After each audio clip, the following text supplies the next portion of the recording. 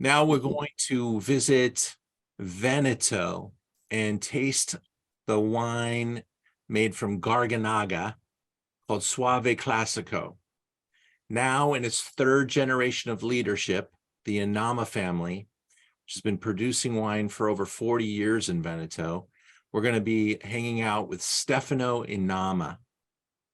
The family has a well-defined goal to produce different wines whose only aim is to represent the vision of the land, despite the styles and trends of the moment.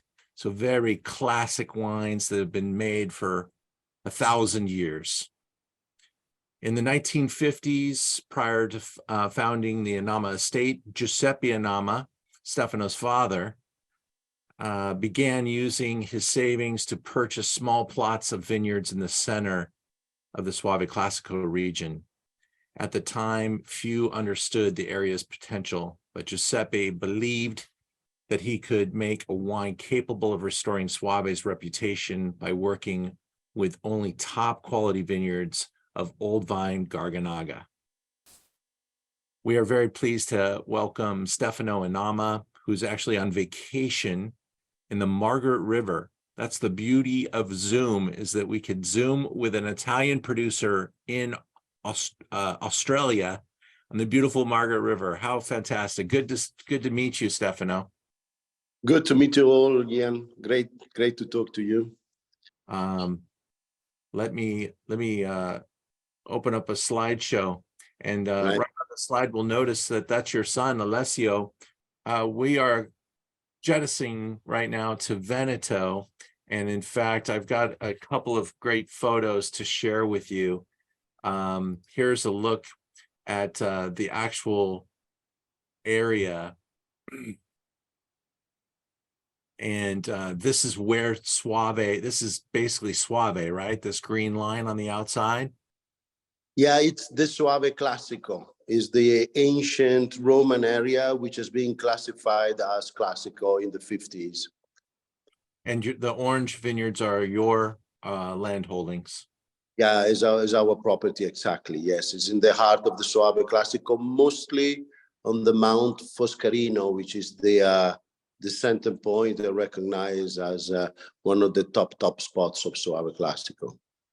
What you've been seeing now is a beautiful cluster of ripened Garganega. That's the name.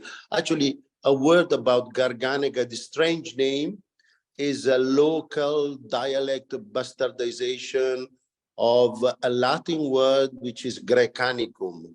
Your pergola system is actually coming back in fashion as well. A lot of new regions are really taking advantage of the shading. Your wine features an incredible texture, mouth texture, wonderful aromatics, and it's a combination that is produced by this extreme location, volcanic soils.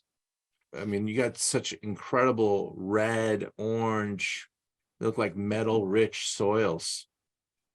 Absolutely. This is lava. This is actually tufas, very rich in any sort of minerals, which is we have to keep in mind the lava is the native earth. And from there, from the differentiation of the lava, you obtain any other type of soil. But this is the original. These are the pictures show you ash. Many parts of the vineyards, they made by compressed ash, which has been erupted by the volcanoes originally. And when you dig and when you hoe, what you obtain is you take out these incredible stones. They haven't seen the light for millions of years. It's very exciting. And the plant goes uptake of these minerals, and it transfers straight into the wine. In the grapes, actually. This is the Mount Foscarino. This is a nice. Let me show I'll show a couple of pictures. I wanted to get to that picture as well. This shows you that exposition right in the heart there of the Classico, and a different angle from the top, looking down the valley. Beautiful. And again, that pergola. And if you haven't seen pergola before, it's just really that it could even have it where the vines are actually kind of creating, like crossing over and touching each other and creating kind of a top of ceiling to the vineyard. A roof, in a way. Thank you. Oh, beautiful. Now, here's the wine that we're tasting tonight, 2020. It's a wine to drink, but it's also a wine to hold, if you like. Yeah, I It have. will develop into the honey of the flowers that they compose the flavor. Well, I love the comment here about in the vinification and maturation of non-reductive technique, which isn't quite oxidative, but more the way they made the wine a 1,000 years ago, just naturally picking, allowing for some time with colder temperatures and the skin contact. It's heritage for sure. For sure. And I believe they were very knowledgeable in what they were doing. So the Romans at the beginning, they were using a lot of Greek varieties. And this is one of those. So you arrive originally from Greece in the night of times, we can say. Well, I want to thank you for making time for us today and teaching us a lot about Soave Classico.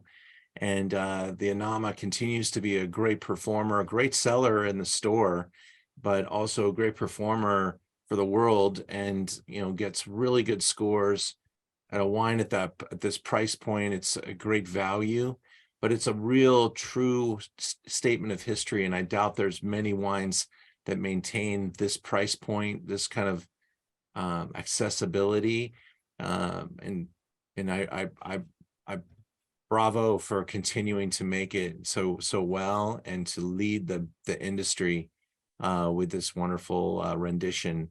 And we thank you. It was a real pleasure to spend this time with you. Thank you, Ian. Let me finish with one little sentence. It's our commitment to make a wine which is affordable, but which is not obvious and banal. And we like to describe the Soave Classico as a little luxury for every day. We appreciate the luxury for sure, the luxury of time with you as well. So thank you. Have a great time in Australia, and hopefully we'll see you or a member of your family in Los Angeles soon. Have a great night. Thank you. Thank you. Ciao.